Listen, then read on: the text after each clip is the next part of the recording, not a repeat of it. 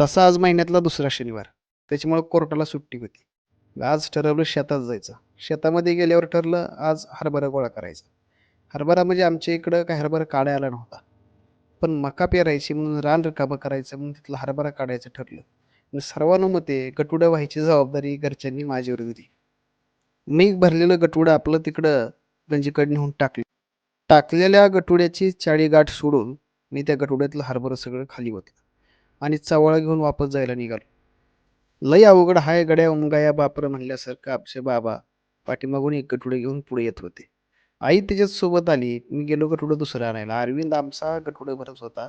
मग मी त्याच्यासोबत आणखी गटुडं भरायला मदत करलो. तो म्हणला मी बी या व्हिडिओत आलं पाहिजे म्हणून त्यानं सेल्फी काढली. आणि मग दुसरं गटुडं आईनं मला उचलून दिलं आणि मी तिकडे नेऊन टाकलं. तोपर्यंत बाकीची आमची घरची सगळी गटुडे गोळा करत होती. अशा गटुडे वाहत वाहत वाहत वाहत आम्ही हे सगळं हरभरं त्या गंजीकडे नेऊन टाकण्याचं काम केलं. आणि मग सगळं हरभरं बाबांनी एकत्र त्या गंजीवर रचलं आणि बारकी गंज आम्ही तयार केली. सगळं हरभरं झाल्यानंतर अरविंद आणि मी बँडचं पाणी काढायला गेलो.